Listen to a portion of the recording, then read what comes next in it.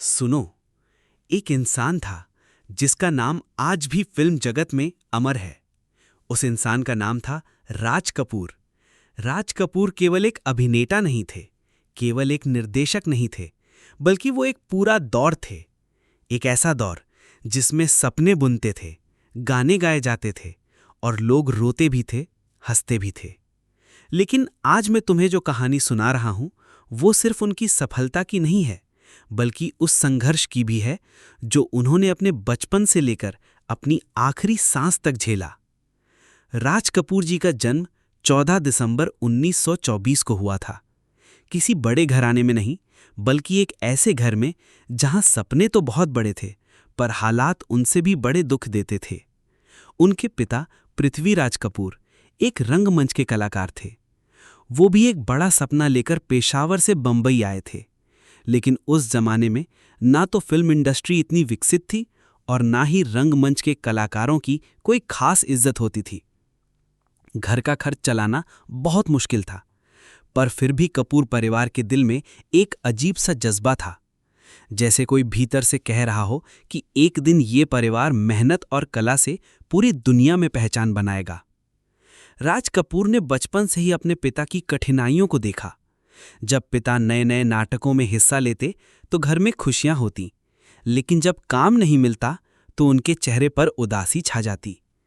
छोटा राज तब समझ नहीं पाता था कि दुनिया इतनी कठिन क्यों है, लेकिन उसने दिल में एक बात बैठाई थी कि वो अपने पिता का सपना पूरा करेगा और अपनी अलग पहचान बनाएगा। समय बीतता गया और राज कपूर बड़े होते गए। उनका दिल हमेशा सिनेमा की दुनिया में ही खोया रहता। पढ़ाई लिखाई में उनका मन कभी लगा ही नहीं, लेकिन जब स्टेज पर मौका मिलता तो अपनी अदाओं से सबको हैरान कर देते। उनके चेहरे पर एक मासूमियत थी जो देखते ही लोगों को अपनी तरफ खींच लेती थी। फिर एक दिन आया जब राज कपूर ने फिल्मों की दुनिया में पहला कदम रखा। वो केवल 10 या 12 साल के थे जब उन्होंने अपने पिता के साथ मंच पर पहला नाटक किया। उस पल उनके भीतर एक बिजली सी दौड़ गई। उन्हें लगा कि यही उनका असली रास्ता है। लेकिन सुनो, सपना देखना एक बात है और उसे पूरा करना दूसरी। फिल्म इंडस्ट्री में घुसना इतना आसान नहीं था। हर तरफ सिफारिश चलती थी, पैसा बोलता था और बड़े बड़े लोग अपने रिश्तों से काम पा लेते थे। राज कपूर के पास ना पैसा था और ना कोई सिफारिश, सिर्फ एक चीज थी और वो थी उनका जुनून। उन्होंने छोटे छोटे काम से शुरुआत की। कभी सेट पर लाइट्स उठाईं, कभी कैमरे के आसपास खड़े रहे, कभी स्पॉट बॉय का काम किया। लेकिन इन सब के दौरान उनकी आंखें हमेशा सीखती रहती। कैसे निर्देशक काम करता है, कैमरा कैसे चलता है, शॉट कैसे लिया जाता है, सब कुछ धीरे धीरे सीखते गए। फिर आया उनकी जिंदगी का पहला बड़ा मोड़। उन्हें फिल्म इनकलाब में एक छोटी सी भूमिका मिली। छोटी सी भूमिका थी, लेकिन राज कपूर के लिए वो किसी ख्वाब से कम नहीं थी। उन्होंने आंखों में सपना देख लिया कि एक दिन वो बड़े पर्दे के असली हीरो बनेंगे। लेकिन समय ने उन्हें और परखने की ठान रखी थी। छोटे मोटे रोल मिलते रहे, पर हीरो बनने का मौका नहीं आया। लोग उनका मजाक उड़ाते, कहते इस लड़के का चेहरा तो ठीक है, लेकिन इसमें हीरो वाली चमक नहीं है। पर राज कपूर ने हार नहीं मानी। दिन रात मेहनत करते रहे, अभिनय सीखते रहे, संवादों की प्रैक्टिस करते रहे। आखिरकार एक दिन उन्हें फिल्म नील कमल में मधुबाला के साथ मुख्य भूमिका मिल गई। उस समय राज कपूर सिर्फ 200 रुपये महीने कमाते थे, लेकिन उनकी मेहनत रंग लाई। उनकी अदाकारी ने सबको हैरान कर दिया। लोगों ने कहना शुरू कर दिया कि ये लड़का कुछ कर सकता है। लेकिन असली चमत्कार तो अभी बाकी था।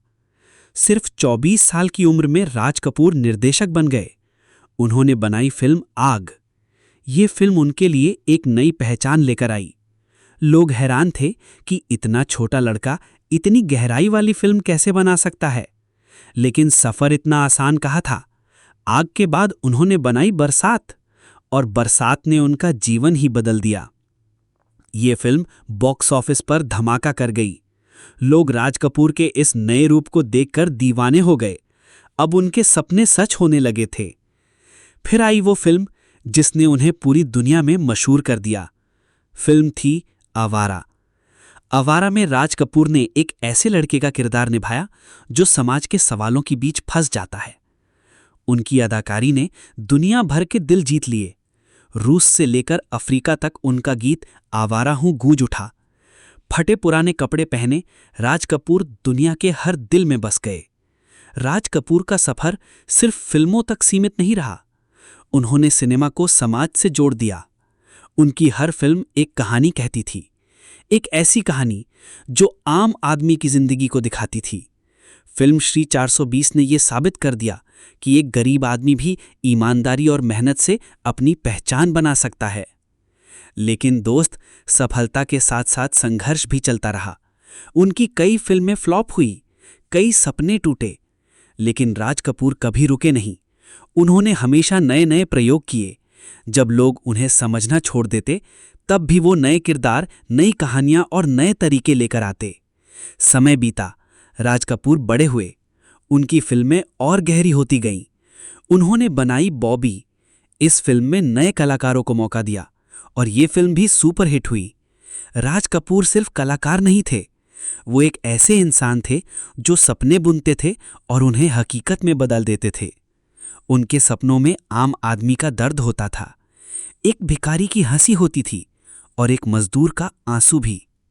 उनकी जिंदगी एक मिसाल है, मिसाल इस बात की कि अगर हौसला हो तो दुनिया की कोई ताकत इंसान को रोक नहीं सकती। राज कपूर ने गरीबी देखी, नाकामी देखी, लोगों की तानाबाजी सुनी, लेकिन अपने सपने से कभी समझौता नहीं किया। और आज राज कपूर का नाम इतिहास में अमर है। उनके गुजर जाने के बाद भी उनकी फिल्में लोगों के दिलों में जिंदा हैं। आज भी जब आवारा हूं या मेरा जूता है जापानी बजता है, तो हर एक इंसान के दिल में राज कपूर की याद ताज़ा हो जाती है।